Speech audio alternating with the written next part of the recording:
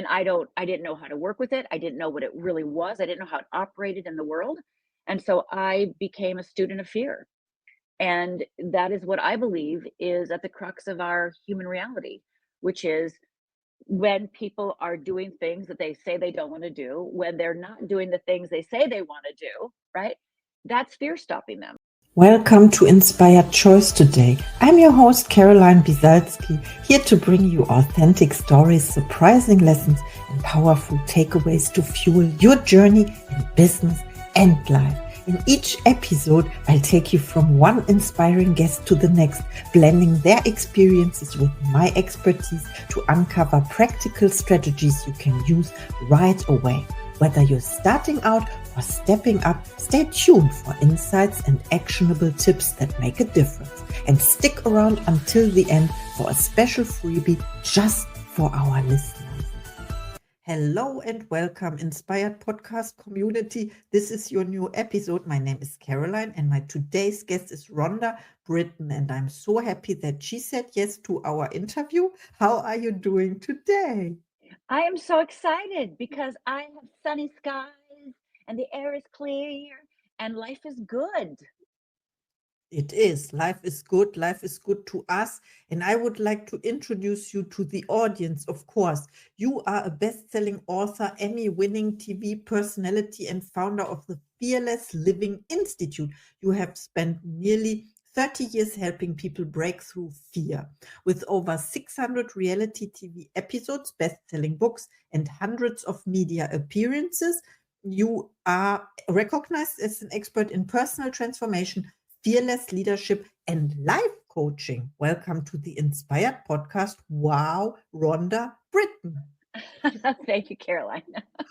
This is so great to meet you, of course. And my first question is, looking back, how did your own personal journey with trauma and resilience shape your fearless approach to life?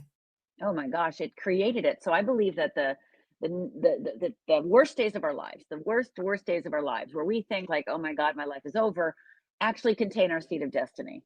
So my worst day of my life, I'll make it short, is I was 14 years old and I grew up in a little tiny town in Upper Michigan. It has 300 inches of snow a year plus, so way up north in the United States. And we had two restaurants, the fancy Douglas House Hotel and Big Boy. We didn't have any fast foods or anything like that. And my parents were in the middle of getting separated.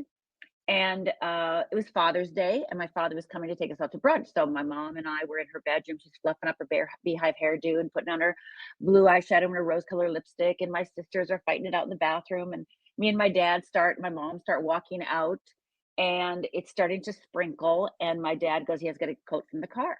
And this coat is a tan Naga hide leisure suit coat, which is very hot back in the day. And as he opens his trunk, I notice he hasn't grabbed a coat, but he's grabbed a gun. And he starts yelling at my mother, "You made me do this. You made me do this." And he fires. And I start yelling, "What are you doing, Dad? What are you doing?" And he cocks the gun. And I think I'm next. And he blinks and I blink and I blink and he blinks. And then my mother, with her last breath, literally screams out, "No, don't." And my father takes that bullet intended for me and shoots my mother a second time. And that second bullet goes in her abdomen, out her back, lands in the car horn. And for the next 20 minutes, all I hear is, "Eh." And then my father takes the gun, cocks it one more time, puts it to his head, and fires. Now, in a matter of less than 2 minutes, I was a sole witness of watching my father murder my mother and commit suicide in front of me. So let's call that trauma. Let's call that trauma, right? And in that moment, and I think this is true for so many people, that I split into two, the outside Rhonda and the inside Rhonda. The outside Rhonda was, I'm fine, I'm fine, I'm fine, I'm fine, I'm fine, fine, fine, I'm fine, nothing's wrong, I'm fine, right? And then the inside Rhonda, I blamed myself. It's my fault. My mother's dead. And if you don't save your mother because you did nothing heroic, you didn't kick your father's shins, you didn't grab the gun, you didn't jump in front of your mother, you don't get to be happy ever again. So I basically faked my way through life for almost 20 years. And I became an alcoholic. I got 3 DUIs. I tried to kill myself 3 times. And it was that third suicide attempt that I realized I'm not very good at killing myself.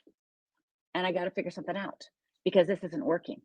Now, I want to just say on my behalf that during those years of, self-hatred and self-struggle, I was also doing everything I could to help myself. I was going to therapy, I was taking workshops, I was reading books, I was doing everything you could possibly do to try to heal yourself.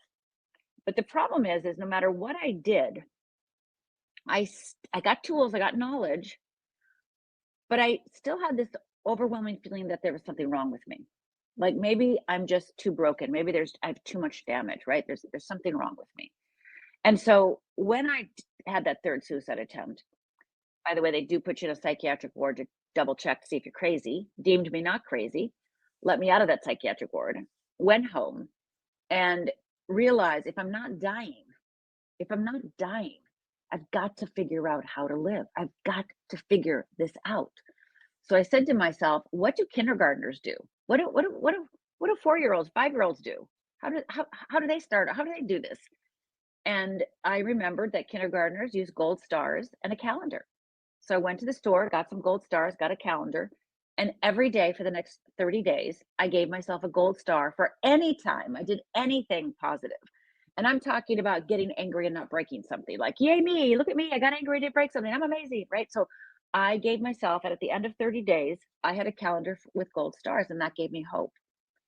And that journey of 20 years, that journey of then forgiving my parents, forgiving myself, forgiving my father, forgiving my mother, then forgiving me, all of that entire journey of attempting to free myself, I thought it was freeing myself from the trauma. I thought it was freeing myself from my father. I thought it was freeing myself from the past, which of course on one level it was. But really what it was is freeing myself from fear.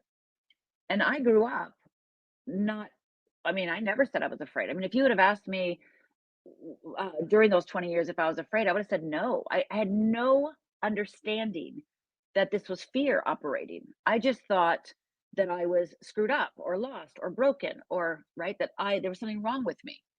But it was only after I really started understanding fear that my life was set free. And I realized there's nothing wrong with me. There's nothing wrong with me. It's just fear. And I didn't know how to work with it. I didn't know what it really was. I didn't know how it operated in the world. And so I became a student of fear. And that is what I believe is at the crux of our human reality, which is when people are doing things that they say they don't want to do, when they're not doing the things they say they want to do, right? That's fear stopping them. Their procrastination, their people pleasing, their overwhelm, their anxiety, their judgment, their betrayal, their, et cetera, et cetera. That all stems from fear. So once you understand how fear works, you literally shift your perception of the world. So I do believe that that day, many years ago, where my father took that gun and shot my mother and himself, on some level was the beginning of the journey of me discovering that even my father killed from fear and my mother stayed for too long because she was afraid. Wow. I understand, even though I don't understand, I cannot understand. I feel compassion, empathy, of course, everything you said. Wow, I could literally see it, the scene, and you preparing for going out to, it was Father's Day, right? And then Yes, yes. it happened. Wow, it is. And then it turned out, and you took so many years working on yourself, not realizing it was fear-based. And I Mhm. heard someone saying to me that fear, we cannot create fear. We don't create fear. What do you think about that? Well, fear is part and parcel of who we are. It's part of our neurobiology. But we do create fear when we indulge fear, right? We just, I don't want to say we create it from its source, but we continue to indulge it, right? We continue to indulge fear. So fear is part of our neurobiology. So there's no getting rid of it. There's no quote unquote creating it in the sense of like, I am now going to become fearful. No, fear comes upon us. It's an automatic response. So unless we make a different choice, unless we really decide, literally make a choice, which by the way will bring up fear too, right? When we make a choice and make a decision like, I am going to do this dream, I am going to go for this goal, then everything unlike that will come to the surface. All those fears of who am I to do that? Who do I think I am? Right? How can I do that? Right? All the questions, all the like, well, I'm going to prove to you that I can't do it. And then, we want to prove to ourselves that we can do it. So we have that, that push and pull of fear. But fear is part of how we're made up. It's literally part of ourselves. So once you understand the mechanism of fear and how it operates, then it won't trick you, because right now, too many people are tricked by fear and they think it's reality. They think that's the truth, right? They think that because that's how they're seeing the world. That's how I saw the world for 20 years, right? After my parents died. So that's normal. And then we, you know, read about things in the world and then we get more fearful, right? And then we don't trust our intuition. We don't trust ourselves. We don't know how to trust ourselves, especially if we've had trauma. Um, my whole upbringing was don't trust yourself.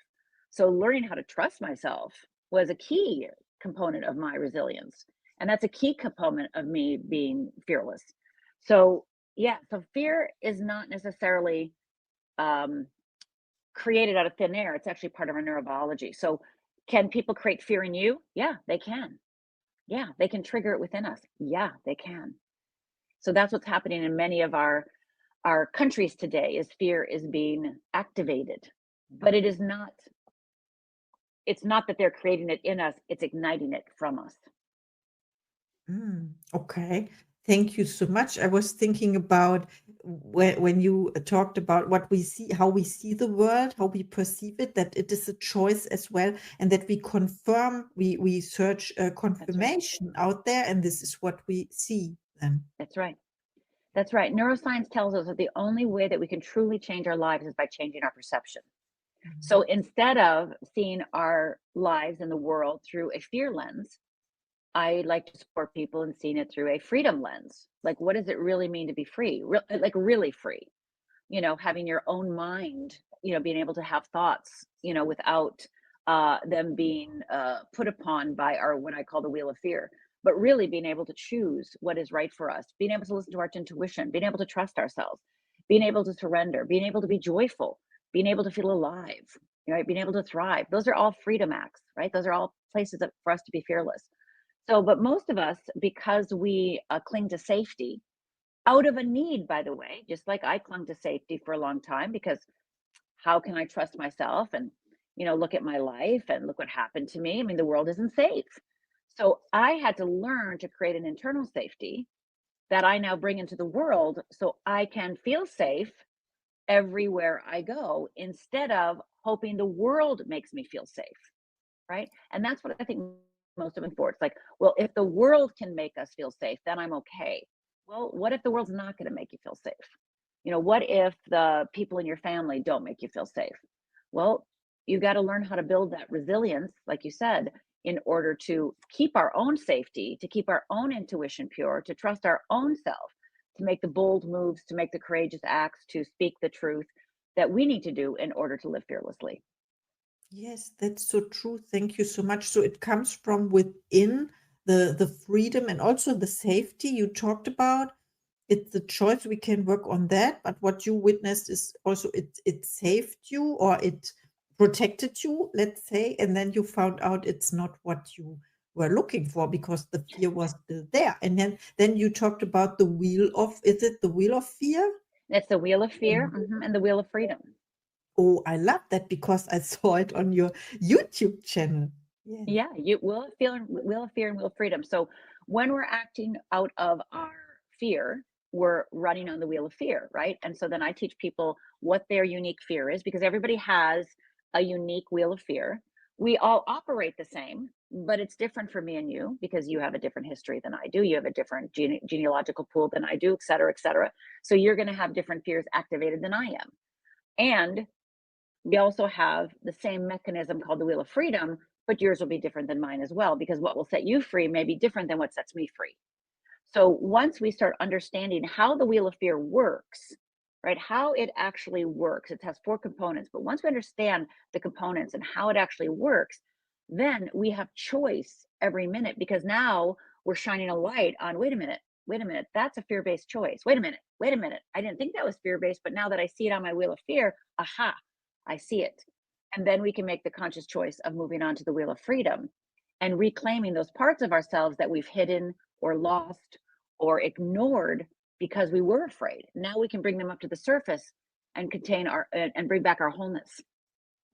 Oh, thank you so much for sharing. And I was thinking about, let's talk about an example. Maybe we can do this, because I think yes, you thought about looking through the lens of fear or freedom and then make a choice. For example, people are you receive a message from a friend, and of course you have a, like, let's say, like a judgment or an expectation what it would be like about, let's say, a voice message, and you don't know yet what it is, but you have a feeling, so you can react out of, I would say, fear, when you think you have to listen to it immediately, or That's you right. have to help that person because you That's are a right. people pleaser, for example. Or Is they're a this burden, right? Or they're a burden, right? Like, oh, mm, why are they calling me? Right? So we have all these expectations instead of actually listening to the message and seeing actually what it is. So when we're acting from our past perceptions, when we're acting from those expectations, and again, just like you said earlier, we build evidence to make those true, right? So the whiny friend is always the whiny friend because we can point out all the places that friend is whiny, right? Or that person is judgmental, or that person is stealing our energy. We can prove all of those things. Well, okay, prove it all you want, and it actually may be true for that person. That person may be a whiny person. But your response to that person, how you show up on that, answering that message, listening even to the message, determines your ability to stay centered in yourself. So if they're whiny, you got plenty of proof. Let's say the message is whiny and complaining and judging.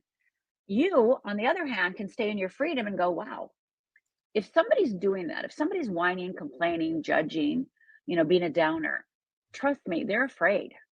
They've got some fear. So then how can you be a place that they can transform, that they don't have to be judged, that they don't have to be dismissed, to which of course increases their fear even more.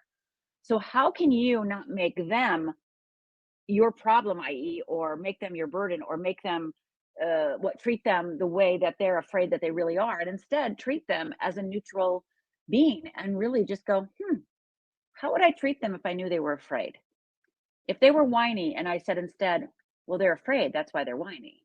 Oh, they're afraid, that's why they're, asking me all the time for help, or it creates a level of compassion, and it also creates more choice for you. It creates more choice for you and more choice for them, because when you don't treat them the same way that you've always treated them, they have a sliver of an opening to change too. But because we continuously put people in the boxes, well, she's whiny, make her whiny, treat her as if she's whiny, then that person is locked in the box and you're helping them lock them in the box. So the minute we label somebody a certain way, judge them a certain way, and treat them as if they are that way, then there's no way out in that relationship with you, because they don't have an opening, because you've already placed a title on them, a label on them, a judgment on them. So then you're going to treat them as if that's true, even if they maybe don't even show up that way. You're just going to treat them, and then they don't have an opportunity with you, and you don't have an opportunity to shift the relationship and change it. So we keep ourselves in boxes, and we keep other people in boxes all day long. Does that make sense?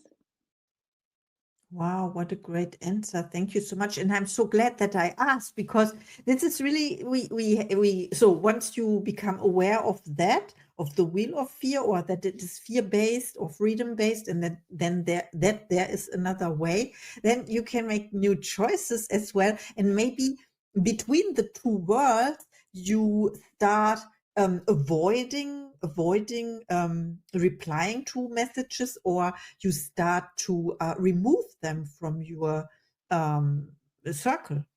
Or you start loving them, or Yeah. you start loving them. There's this whole thing about toxic people.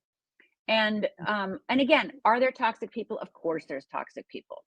But many of the toxic people are labeled toxic because the person who's labeling them that doesn't know how to handle them, doesn't know how to put boundaries up, doesn't know how to take care of themselves, doesn't know how to say yes or no, doesn't know how to speak up. And so instead of learning the skills that you must, you label them toxic so you don't have to deal with them, but you're the one not learning the skills. So I just see this over and over and over again. Oh, that person is toxic. Why? Because they're complaining, because they're judging, because they're scared. Really? Really? Really? Now, again, are there toxic people? Of course.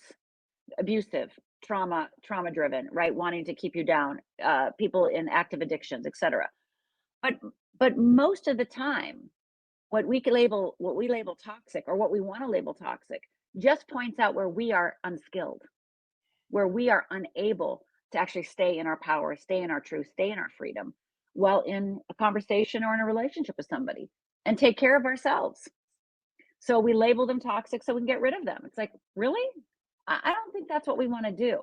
If we want to have open hearts, open minds, and really create a community and connection, which is our core need as human beings, then calling everybody toxic just makes your community smaller and smaller, but also creates a wall around you with all the other people that call everybody else toxic. And then you guys snicker inside and think you're all evolved, when in fact, you are the ones in fear. So we want to always examine ourselves and check our perceptions and go, well, wait a minute, what is it I'm refusing to learn? What is it that I'm making easy by labeling and judging somebody else? Instead of, what skill do I need to learn? Do I need to learn how to put boundaries up? Do I need to learn how to say, that doesn't feel good to me when you say that? Do I have to learn to go, wow, that hurt? Do I have to learn how to say, I'm not ready today, I don't really want to get together? Do we have to learn to say no? Yeah, we have to learn all those things. But again, many people, I should say, don't want to learn those things, and instead just call the person toxic and give them and then go, they're just so toxic. It's like, I don't think so. I don't think so at all. Yes, that's so true what you said. Thank you for reminding me. Staying in our truth and freedom is so important. And Yes. also, I witnessed through our conversation that I have to learn a lot. Thank you so much. Yes, of course, it was avoidance is not helping us. We have to face, first of all, recognize, becoming aware in order to change. Otherwise, nothing changes, right? Yes. And then we get to open our heart and we get to feel more love for ourselves and for others. And yeah, that person might be not as evolved, or that person may not be aware, and that person may be stumbling through life, and that person might keep failing, and that person might drink too much, and that person, right? But it's like, can you look at that person and go, wow, they're just struggling through life, but that doesn't make them a bad person, right? It doesn't make them toxic. It just makes them lost and afraid. Well, we've all been there. We've all been lost and afraid. I mean, the 20 years after my parents, I was lost and afraid. And thank God people didn't, everybody didn't write me off, right? Thank God somebody had the open-heartedness to go, she just needs somebody to be there with her, right? Just to see her for who she really is, rather than the labels that everybody puts on her. So this is the opportunity we have. So, one of the things that I always say is, you have to be willing to be wrong. You have to be willing to be wrong about everything to find the right life for you. You have to be willing to go, well, what if I'm wrong about this? In order to find the truth, in order to find the right life for you. Wow. What a great answer. You have to be willing to be wrong in order to find the truth. This is so true, because these are two sides of one of the same thing. Same coin. Yeah. The same. Yes, thank you so much. Oh, I'm inspired now. And please tell us, where can we find you when people want to reach out to you after listening to this episode? Fearlessliving.org, fearlessliving.org. And I'd love to give a gift. One of my clients' favorite tools is called Stretch, Risk, or Die. Stretch, Risk, or Die, and it helps you overcome procrastination. It helps you see how fear operates when you have a dream or a goal.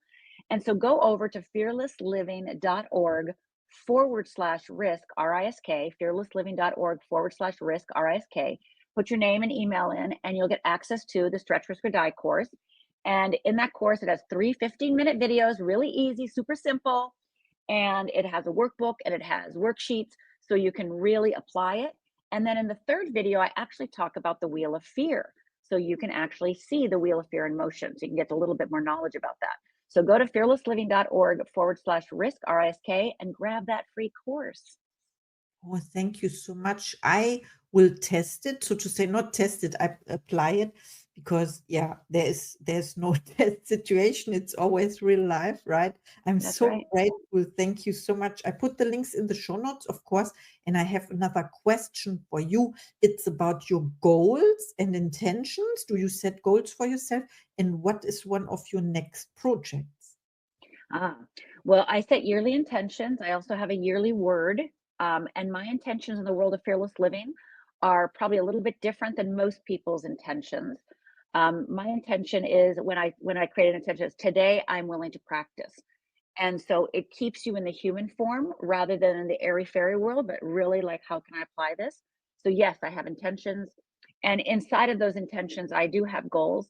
And the project that I'm working on, which is one of the things about my intention and goals, is I am actually creating a new certification for coaches, therapists, personal development leaders. I'm really excited. So, I right now have a certified fearless living coach certification. You can become a certified coach with me. It's a 9-month program. I consider it the Ivy League of Life Coach Training. And we are going to be creating, we're in the midst of it, going to launch it soon. We're creating a tool certification. So you can learn 26 tools and 14 concepts. And we have worksheets and have DIY kits and everything that you can actually apply the tools of fearless living to your own practice.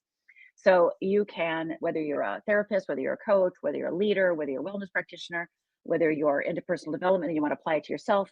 So that's going to be launching in the next few months. I'm super excited. Oh, and one more thing, I'm also going to be starting a private podcast to share all the things I know about coaching because I've been doing it for 30 years and nobody talks about coaching like I do. So I'm going to actually start sharing everything I know with you.